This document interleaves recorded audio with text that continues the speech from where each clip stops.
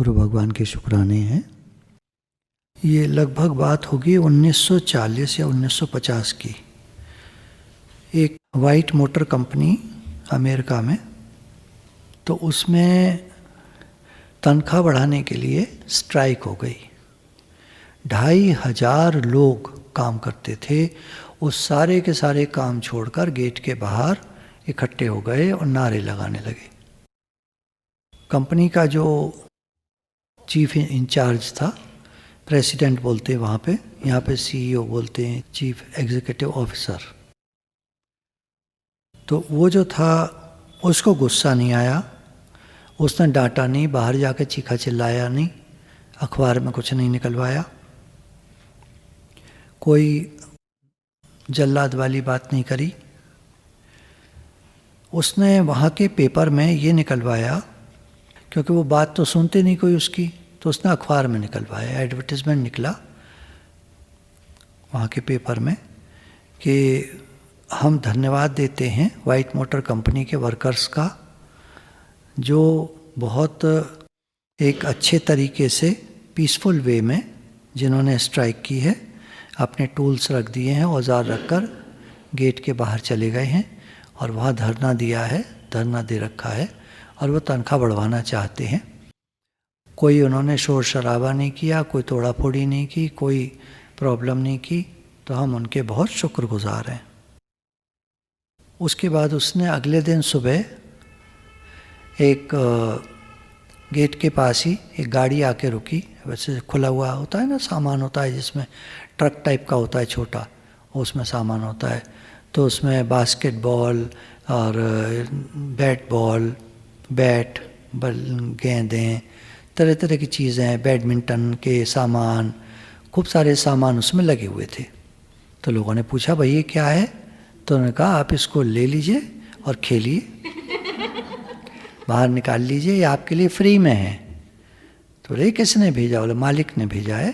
उन्होंने कहा आप लोग बैठे बैठे बोर हो जाएंगे, अब आप तो स्ट्राइक तो कर ही दी अब आपने, अब आप काम पर तो आएंगे नहीं, तो आप बैठे बैठे बोर होंगे, तो उसके लिए उन्होंने खूब खेलने का सामान भेजा है। अच्छा, फैक्ट्री के बाहर जैसे होता है ना, फैक्ट्रियाँ ये आउटसाइड में होती हैं, ये बड़ी बड़ी फैक्ट्रियाँ इस तरह की, मोटर गाड़ियों की तो बिल्कुल ये अलग होती हैं एकदम।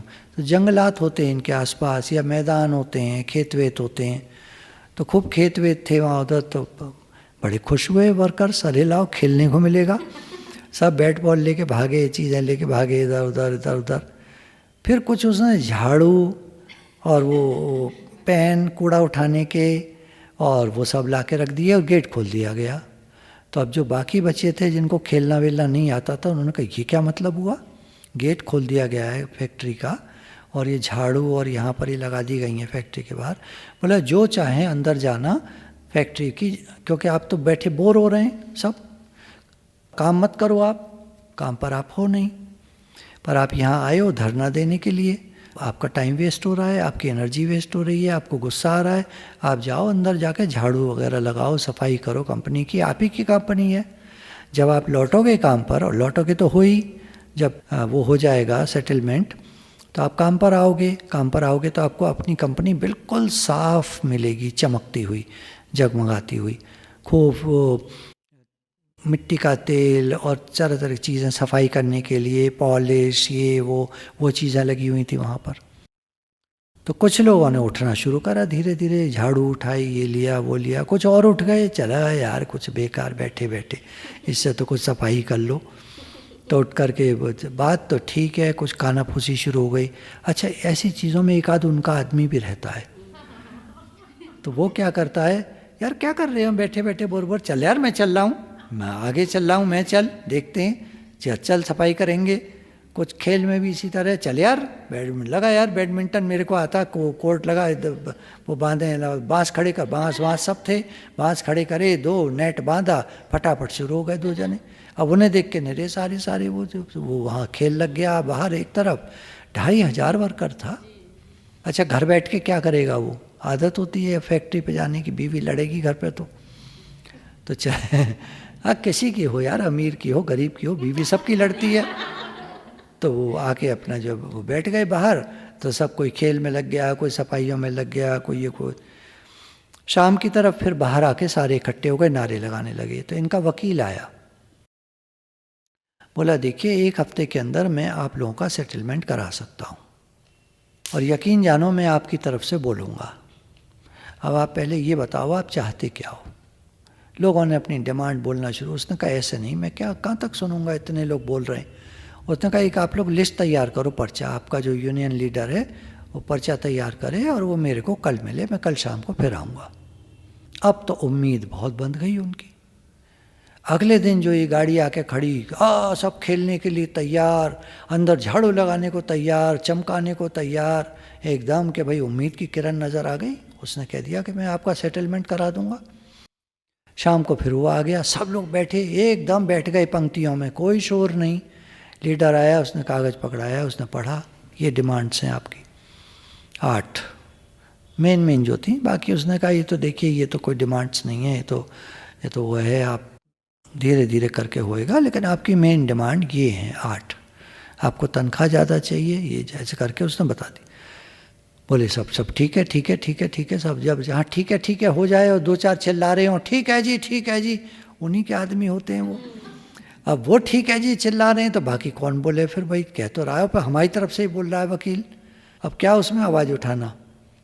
तो वो थोड़ी देर में ही बात बन गई। अगले दिन जो था सेटलमेंट का नोटिस आ गया, ये आपकी बातें स्वीकार कर ली गई हैं 8 में से 6, और बाकी जितनी थी उन्होंने कहा वो टाइम के साथ देखेंगे, अब आप लोग काम पर फौरन आ सकते हैं। बिना किसी झगड़े के, बिना किसी आवाज़ के, बिना किसी चक्कर के तीसरे दिन फैक्ट्री शुरू हो गई। आप लोग चाहे तो ताली बजा सकते हैं।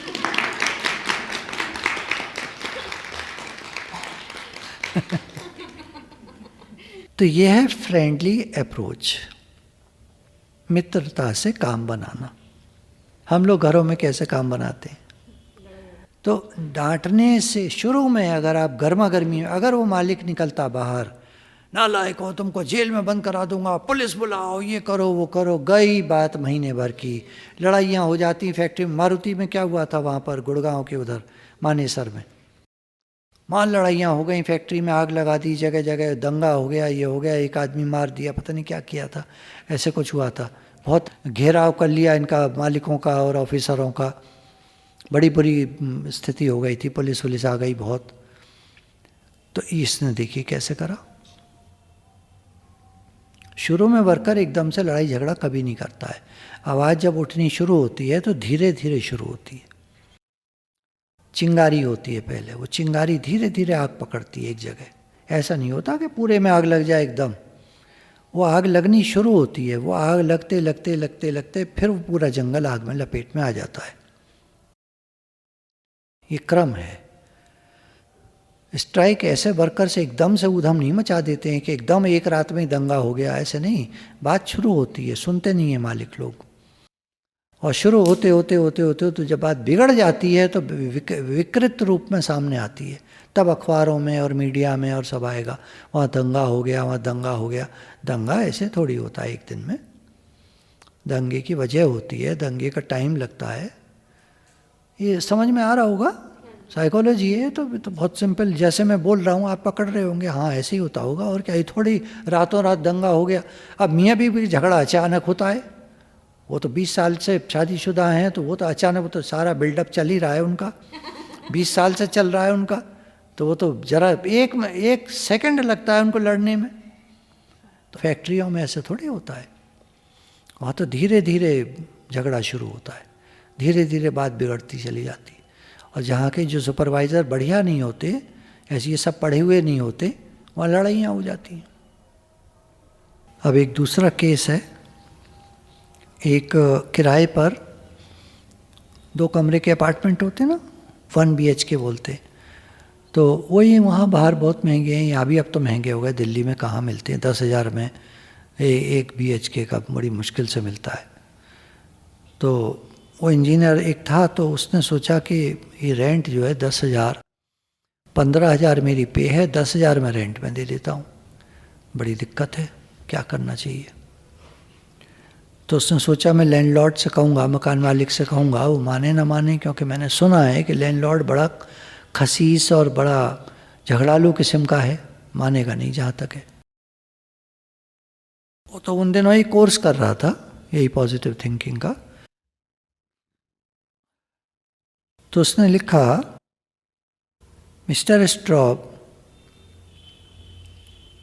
मैं अपना अपार्टमेंट खाली करना चाहूँगा क्योंकि लीज़ आपकी पूरी हो रही है, 11 महीने का आपने जो टाइम होता है वो आपका पूरा होने जा रहा है, तो ये मुझे खाली करना पड़ेगा।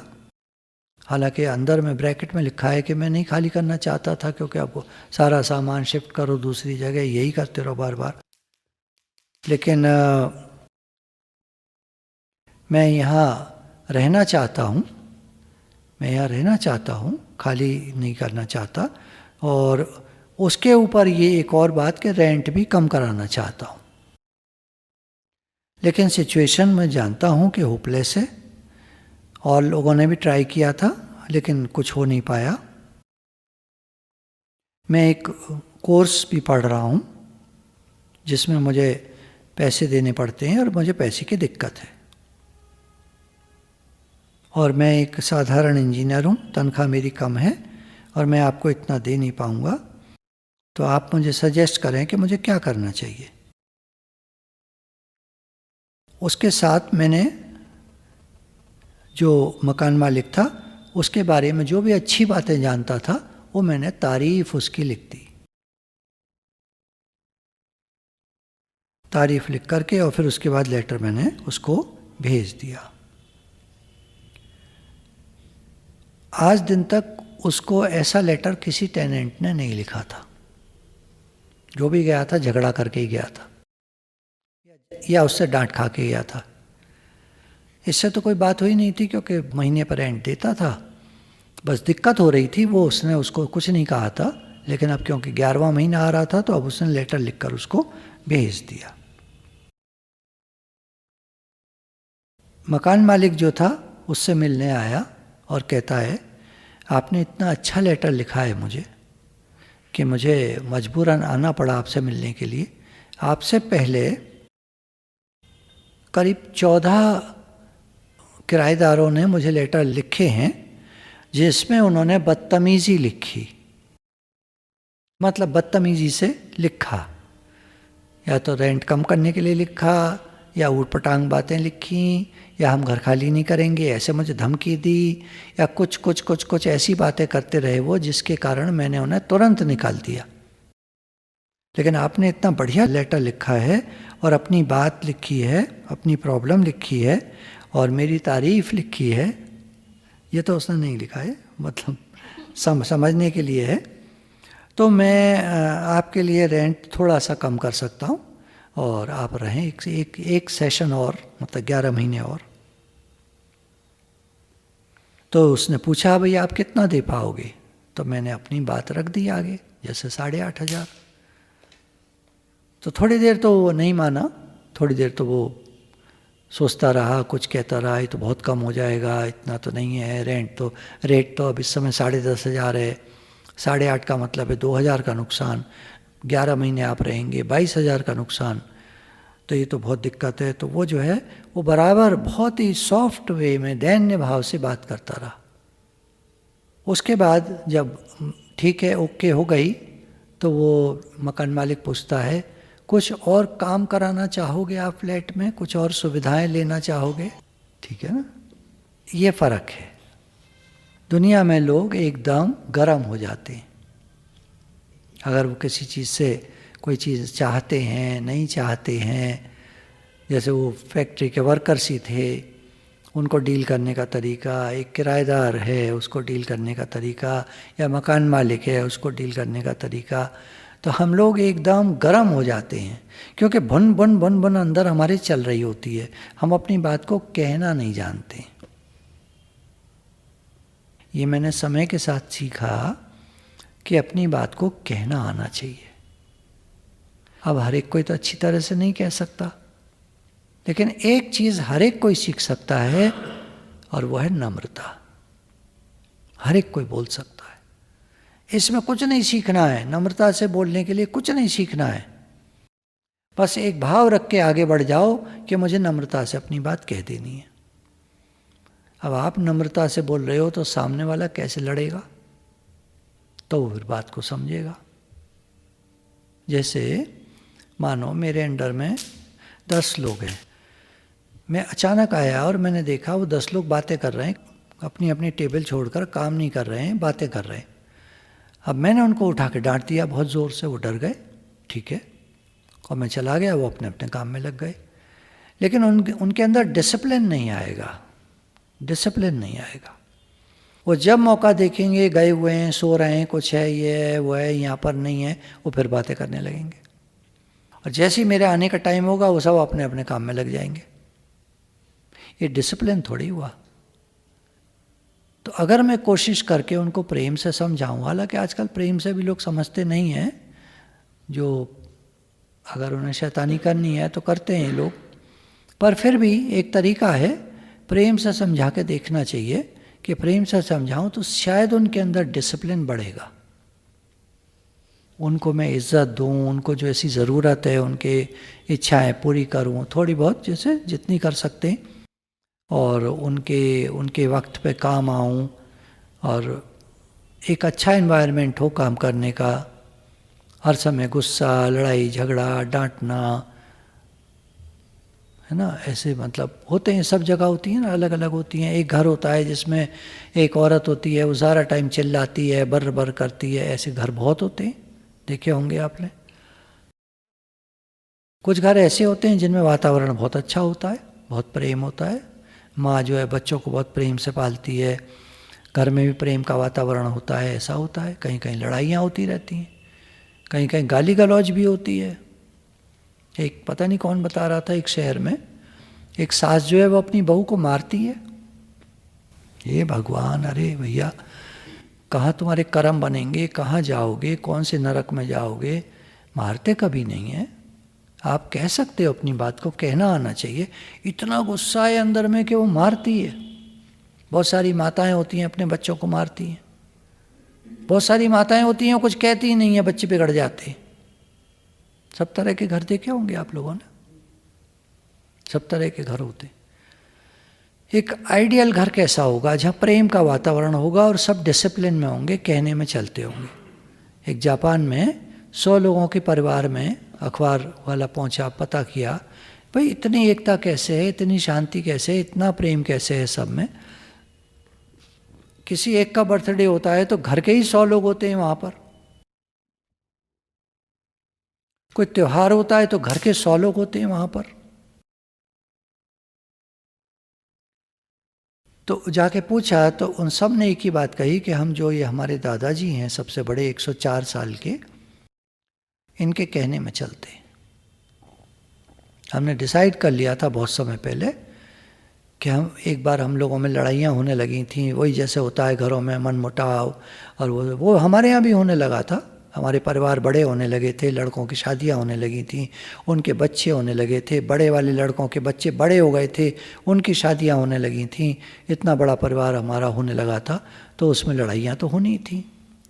तो हम लोगों ने मीटिंग बुलाई थी एक बार, और उसमें डिसाइड किया था कि जो बाबूजी कहेंगे वैसे ही हम करेंगे, क्योंकि इनको अनुभव सबसे ज़्यादा है, इनका एक्सपीरियंस सबसे ज़्यादा है। मान लीजिए यहाँ पर मेरे आसपास जैसे आप लोग हैं, अगर कोई 90 साल का, 100 साल का कोई व्यक्ति आने लगे सत्संग में, बहुत कायदे से जैसे आप लोग आते हैं, आने लगे, बैठने लगे, रोज़ आए और सत्संग सुने, सत्संग से प्रेम बढ़ जाए उसका, तो मैं उससे राय लेने में चूकूँगा नहीं, यहाँ तक उसके पैर भी छूने में मैं चूकूँगा नहीं, और मैं पूरी इज्जत और मान सम्मान दूँगा। ये मेरे संस्कारों में है। तो ये हमारे संस्कारों में होना चाहिए कि हम घर में जो सबसे बड़े हैं उनकी इज्जत करें।